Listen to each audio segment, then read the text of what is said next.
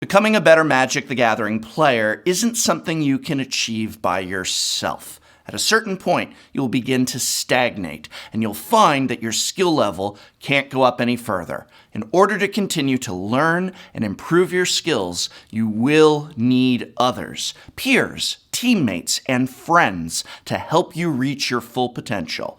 You will need a playtesting group. Everyone in a playtesting group should be there to accomplish two things: learning and improving. This is not about egos. It's not about win records or how bad your beats are. It's about growing as a player and getting better and better over time. In this season finale-esque episode of Tolarian Tutor, we will go over how to create a playgroup, best practices and common pitfalls for not just you, but your teammates as well. Hey, we're not beginners anymore, but we're not yet at the Pro Tour. This show has always been for people who already play Magic the Gathering, but want to improve and get better. This has and always will be for the intermediates. This is Tolarian Tutor.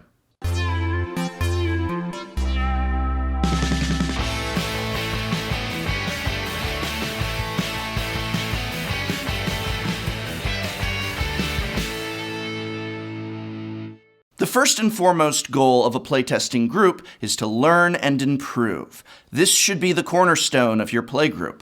This isn't going to be a normal hangout with friends where you'll get in some games and maybe goof off and watch a movie. Rather, a playtest group is a group that clearly establishes within itself a mission to test and to train, and needs everyone there to keep each other committed during playtest time to that mission. You meet regularly and you train seriously. But first, how do you find these people to playtest with? The easiest place to find playtest partners is at your local game store. Maybe some folks who you've played at F&M and get along with. Ideally, the people you want in your playgroup should be of a similar skill level as you.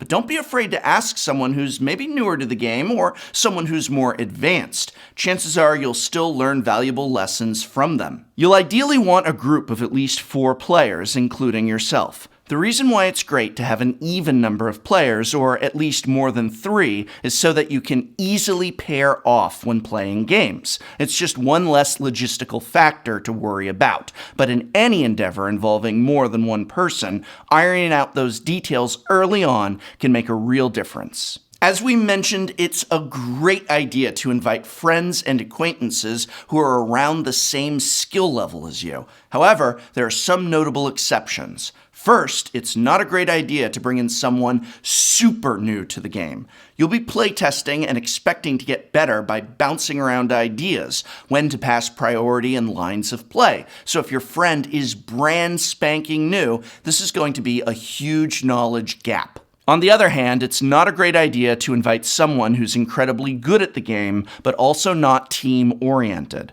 We all know someone in our lives who may have boasted about their record and skill level, and is more focused on winning than on learning. Maybe they are a really great Magic player, but while their ability to take down a Friday Night Magic or a PPTQ is indeed impressive, their ability to give and receive feedback might not be. Remember, you're forming a team, and if that one person wants to hog the limelight, it's best not to have them in your group. Ultimately, the type of person you do want to invite is someone who wants to learn and get better, like you. All right, you've found your merry band of warriors, your own fellowship of the 5 colors. How do you get started? By creating structure for your playtest group. Get the logistics and structure of your group in place as soon as possible. Where are you going to meet? How often?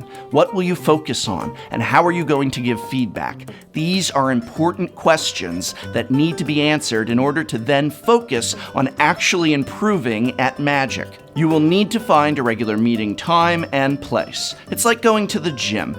Do it regularly, and practicing and training regularly with your playtest group will help you all improve as opposed to meeting sporadically every now and then. The first thing you'll need to do, therefore, is find a time that works for all of you and that's compatible with your mutual goals. Perhaps you'll spend every first and third Sunday of each month at a local library or community college breakout room and play for 5 hours. Or maybe you're all trying to take on your local PPTQ circuit and you need all the practice you can get. So perhaps you'll meet every week, perhaps even twice a week for a few hours. This is why it's so important to find other players who have the same goals as you do. Getting a group of people together on a regular basis is already a difficult task, but already being on the same page about your goals is going to make this process a lot easier. If everyone understands that winning your next game day or making top 8 in the next modern GP is the group's focus, then asking for that commitment becomes much more reasonable. Next, establish an agenda and coordinate with your group. Every time you meet, there needs to be a clear outline of what the group is going to do and how you're going to do it. If everyone knows what the plan is, then it'll be easier to coordinate your efforts in making that happen. Send out an agenda at least the day before you meet, just to give everyone time to ask questions and hammer out any missing details you might have overlooked. This is also a good time to figure out who in your group needs to do what.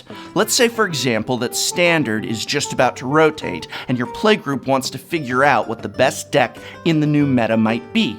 Obviously, you don't want everyone showing up with the same deck, so send out a Google Doc beforehand with ideas, proposing new decks and assigning folks to different brews so no one overlaps. Thinking ahead and ironing out potential conflicts like this is important in keeping your playtesting group happy and running smoothly.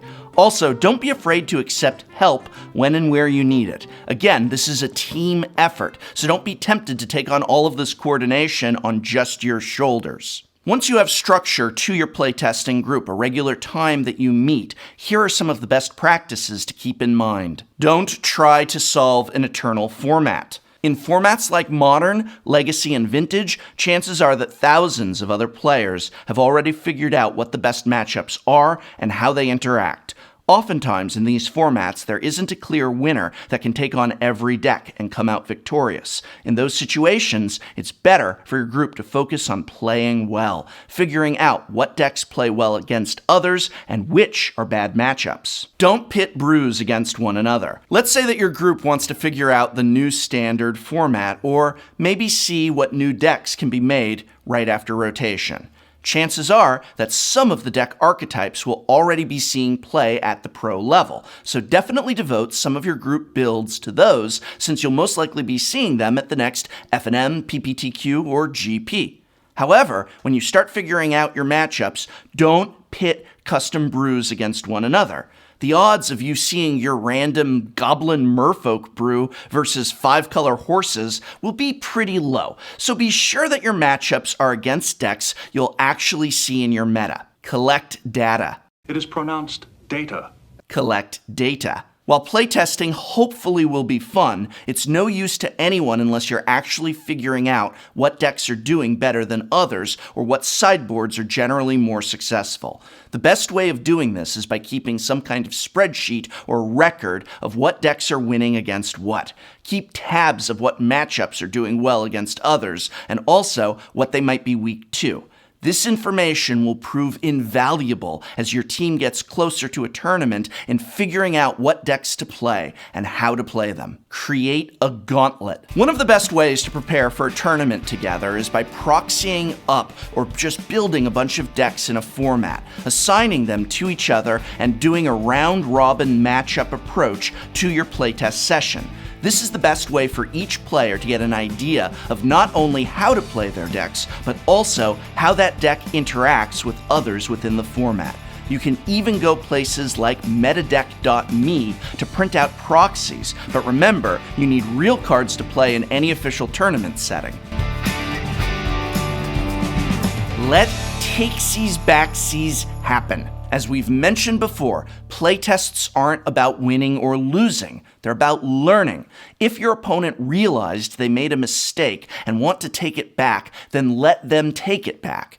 Games are about figuring out the best lines of play and sharing that information with everyone in your group. So letting everyone take back or rewind a game a couple of turns should be completely fine and will be beneficial in the long run. play with open hands sometimes. In the same spirit of letting your opponent take back a mistake, playing some games with open hands allows both of you to view the game as less of an adversarial match and more of a collaboration to figure out a puzzle. You can make suggestions to one another of what to play when, understanding the strategy that an opponent might make in the future if they're playing that kind of deck.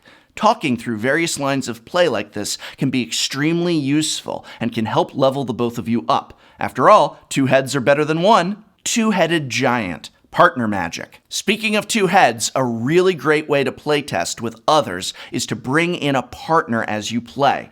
Having someone there to help advise and puzzle through lines of play with you can be a great way to introduce a new perspective and way of thinking. Determine the rules of engagement. Now that your group is meeting regularly and you're all united in your efforts, there's still going to be a need to make sure everyone treats one another well when practicing your magic skills. We've all tilted and gotten salty during a bad matchup or when other things go wrong during a game. But how do we keep our bad moods from brushing up against other folks? Perspective. The first thing you and everyone else on your team needs to remember is that playtesting is about learning and improving. It's not about your win-loss record, and it's not about who you are as a person. Changing your perspective on this is going to be the best way for you to brush off bad beats and instead free up your brain space to grow and gain knowledge. Instead of thinking, they just got lucky, or I'm a terrible player, try and ask yourself, how can I improve from this experience? Even if you win, don't rest on your laurels and assume you have no room to improve. Everyone always has room to improve, and staying complacent in your playtesting journey won't help you or your teammates. Today we covered how to create a great playtesting group, including who to and who not to invite to your playtest group, creating structure for and coordinating your group, things to focus on while playtesting, best practices for any playtest group. This is Tolarian Community College. I'm the professor. Our professional consultant is my own tutor, Emma Handy. Michelle Rapp is our script supervisor. And remember, it's not about winning individual games of Magic. It's about getting better, win or lose.